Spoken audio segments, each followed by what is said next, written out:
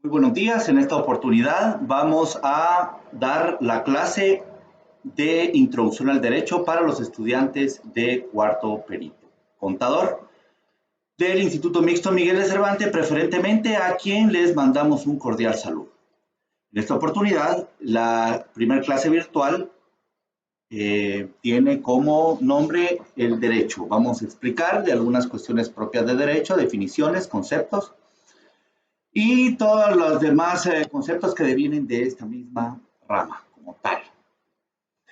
En principio, el derecho proviene del latín directum, que significa dirigir, encaminar.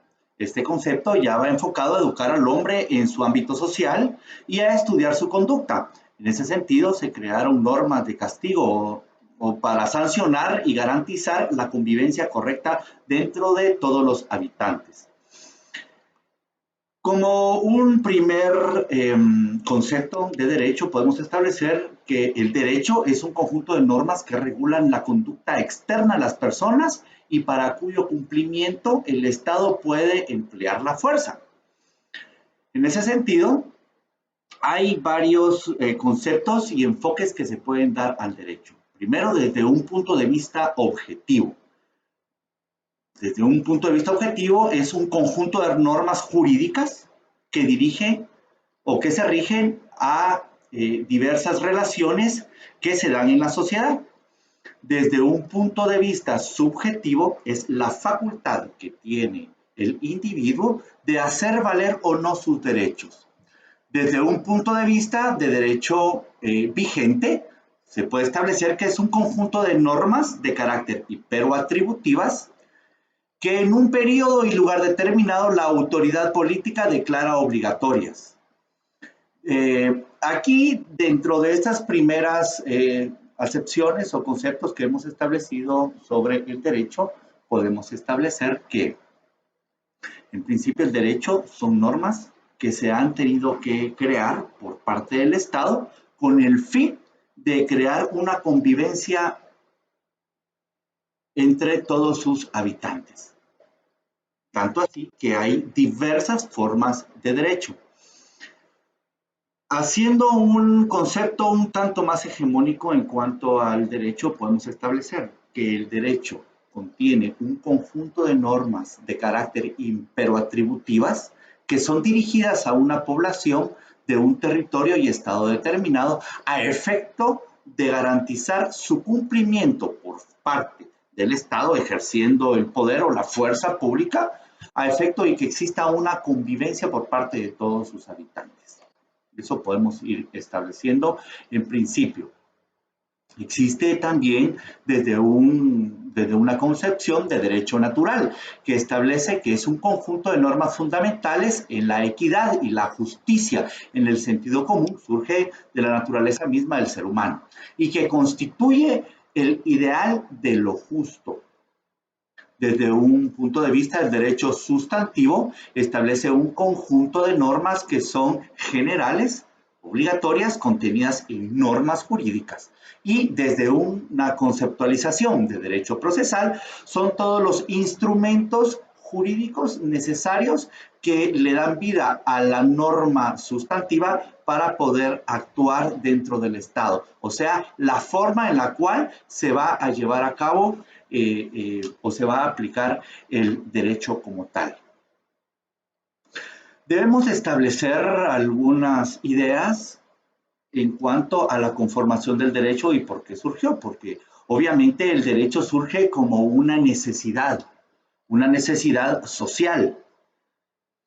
En principio les podría decir yo que previo al Estado, a los estados modernos, podemos hablar monarquías, por ejemplo, no había una forma de poder obligar a las personas a cumplir. Es por eso que existen varias formas, varias clases de derecho, digamos. En principio podemos hablar de un derecho natural. ¿Cómo es que surge la necesidad? Yo les podría decir que el derecho va acompañado con algunos derechos primordiales concebidos a una población, como por ejemplo el derecho a la propiedad privada. ¿Cómo poder hacer para que las personas, por ejemplo, donde no existe una organización jurídica política llamada Estado, ¿cómo podía ser para respetar quién es el que crea esta forma, esta ilusión, por llamarle de esta manera, de organización? Hay algunos autores, por ejemplo, sin cerrar esta clase, que manifiestan que si el hombre nace libre, entonces ¿para qué existe el Estado? Precisamente surge el Estado por la necesidad de tener que estandarizar u obligar por medio de instrumentos a la conducta de las personas. Surge la propiedad privada. ¿Cómo surge la propiedad privada? Pues alguien se empieza a ser tenedor de una tierra. ¿Cómo podría éste asegurar de que nadie invada su tierra? ¿Cómo poder hacer si él no tenía todo el poder? Estamos hablando de una sola persona que ostenta o cree ostentar ese derecho a la propiedad privada frente a todos los demás. Sobre esto hay varias teorías. Por ejemplo, está la teoría del hombre más fuerte, por ejemplo, que establece que a este, si partimos de un punto donde todos los seres nacimos iguales en dignidad y derecho, en un punto histórico, viene un hombre que sale de una meta ilusoria, de una salida ilusoria y dice, bueno, entonces ahora esto es mío, esta propiedad es mía, este pedazo de tierra es mío, este derecho es mío, la ley es mía, todo lo que ustedes tienen es mío. Surgen dos situaciones. Primero, que surja alguien que considere tener un mejor derecho frente a los demás. Y segundo, que todos los demás se crea con este derecho frente a los otros. Que los otros, que esta gran mayoría, acepte esta circunstancia y tome a este primero como el rey y segundo como el propietario y dueño de lo todo. ¿Cómo puede hacer este rey o esta persona para poder ostentar el poder y seguirlo teniendo y seguirlo acumulando y hacer que los demás trabajen para él? Entonces, debido a esto, se crea la figura del Estado como un ente a priori que podría garantizar el derecho de los demás, pero este derecho que solo lo tienen muy pocos, hablando históricamente.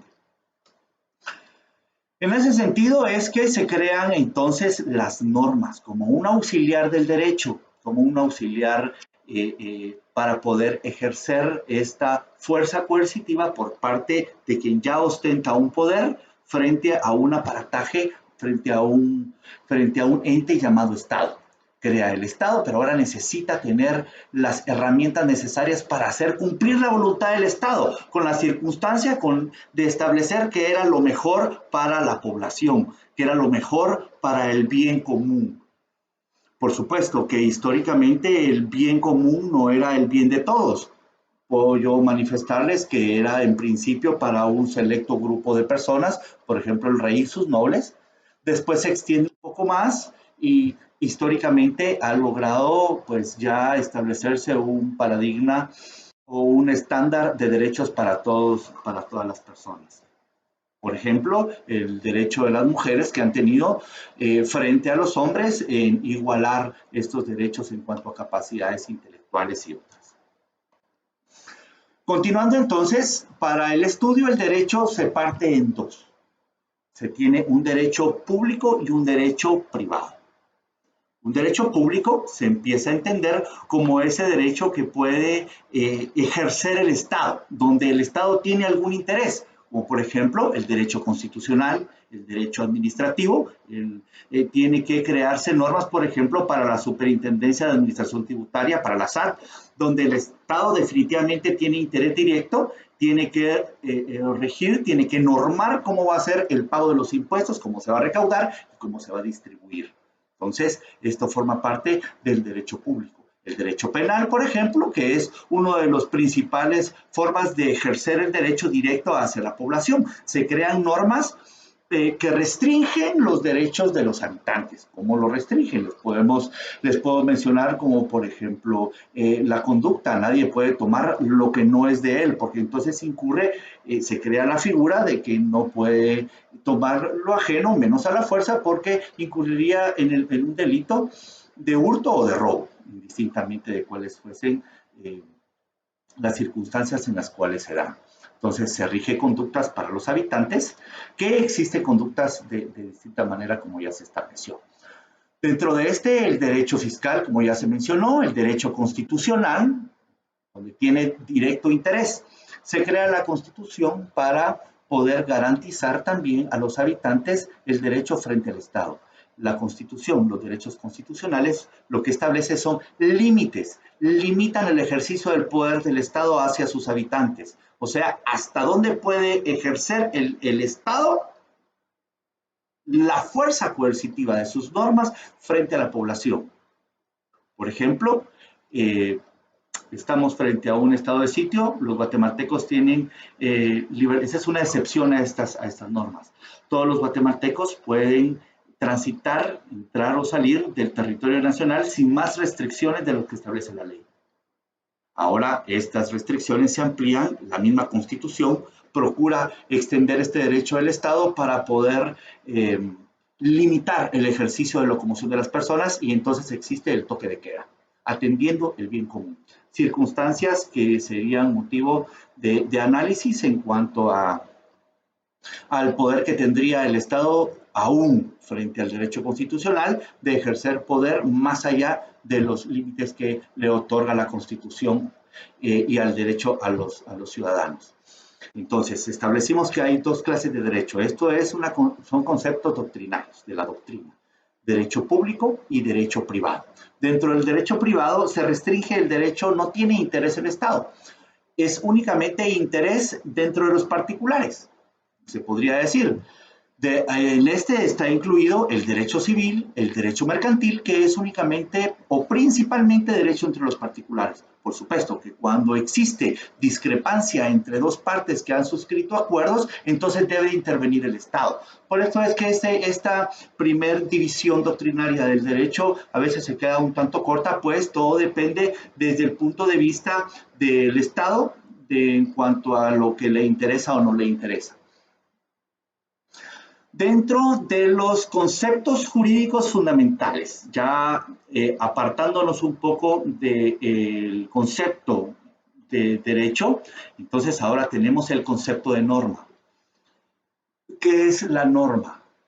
La norma en sus conceptos más generales, lo que no establecen aspectos de la realidad, como por ejemplo las normas científicas, todo lo que sube debe de bajar, o yo les diría el sol irradia calor y brilla.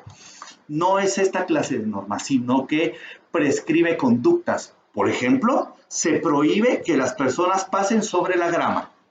Esto empieza a normar conductas específicas sobre las personas directamente. Existen varios tipos de normas. Primero existen normas sociales. Estas normas se les llaman heteronormas porque son de cumplimiento, de no cumplirlas, son obligatorias para todos, pero de no cumplirlas, entonces se produciría un repudio social.